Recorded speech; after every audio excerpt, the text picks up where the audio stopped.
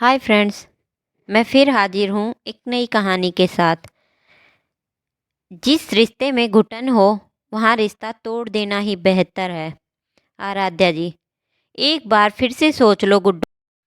आज भी समाज में अकेली स्त्री के लिए आगे जीवन जीना बहुत मुश्किल है। और नहीं तो क्या, स्त्रियां हमेशा से कमज़ोर हैं।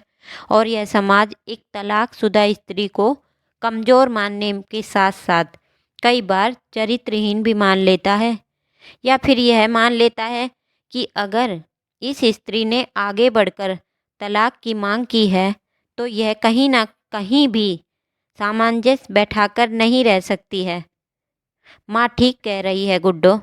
एक बार फिर से तुम्हें अपने इस निर्णय पर सोचना होगा। गुड्डो यानी गरिमा की बड़ी दीदी परितमा ने उसे समझाने की कोशिश की, जो खुद एक सफल वैवाहिक जीवन जी रही थी। कदाचित उसे गरिमा के इस दर्द का पता तो था, लेकिन एहसास नहीं था। जो दर्द गरिमा झेल रही थी वह दर्द बोलकर बताने से भी कोई ठीक से कभी नहीं समझ सकता था। गरिमा ने दोनों की बात ध्यान से सुनी, फिर धीरे से लेकिन मैं कंचित दृढ़ स्वर में कहा कि मैं हमेशा से यही बातें सुनती आई हूँ और आप दोनों की बात मानती भी आई हूँ, पर अब मैं आपको अपना दर्द खुलकर बताना चाहती हूँ। गौरव के घर में मेरा अस्तित्व लगभग गौण हो चुका है। मैं पहले बहुत कमज़ोर थी, इसीलिए उनके चिल्लाने से या धमका देने से डर जाती थी।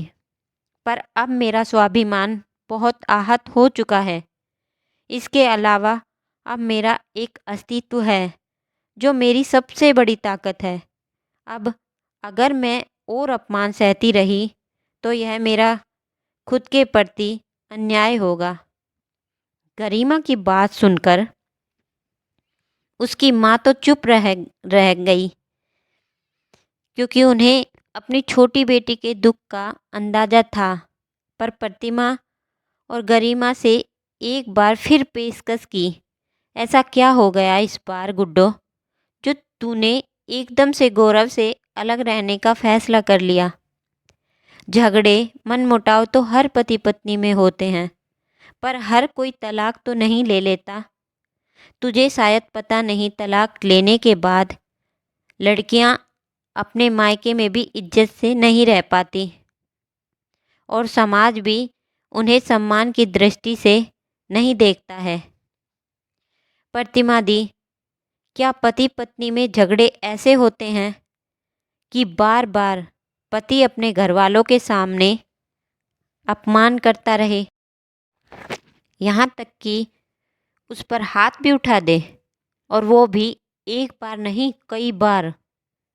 बोलते हुए गरिमा की आवाज़ भर्रा गई और वह लगभग रोते हुए बोली, ये देखो दी, ओह, कोई इतनी बेरहमी से अपनी पत्नी को कैसे मार सकता है?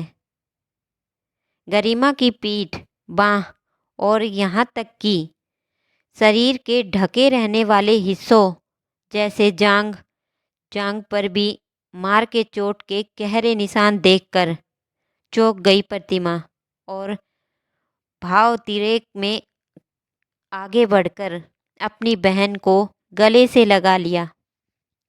थोड़ी देर तक दोनों बहनें यूं ही एक दूसरे से लिपटी रही, निशब्द। दरअसल गरिमा का विवाह 2 साल पहले हुआ था। गरिमा का पति गौरव उसे हर तरह से परेशान करता था और उसका बहुत अपमान भी करता था।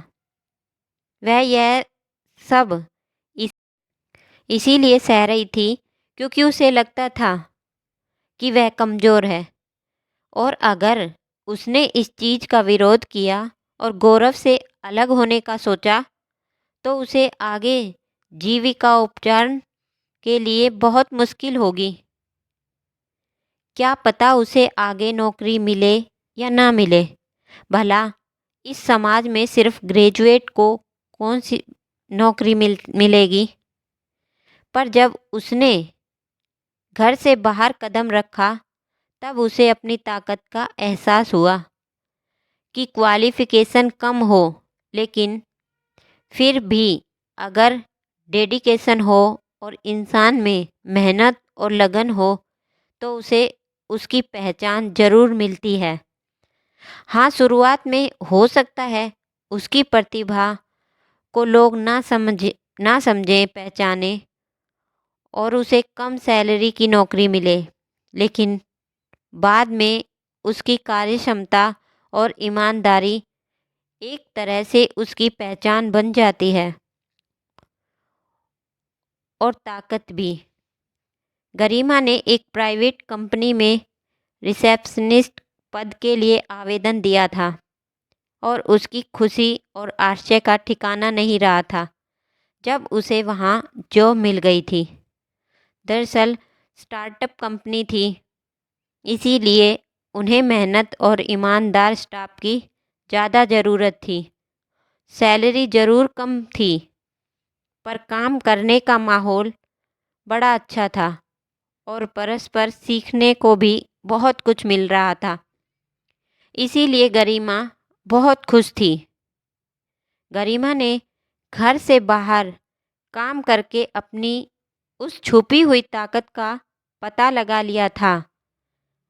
अब वह समझ गई थी कि उसे किसी से डरने की ज़रूरत नहीं है और ना तो गौरव के साथ रहकर ज़बरदस्ती मार खाकर अपने अस्तित्व को दांव पर लगाने की ज़रूरत है। इतना ही नहीं, उसने यह भी महसूस किया कि बाहर निकलकर नौकरी करते हुए लोगों की बातों से डरने की ज़रूरत नहीं है।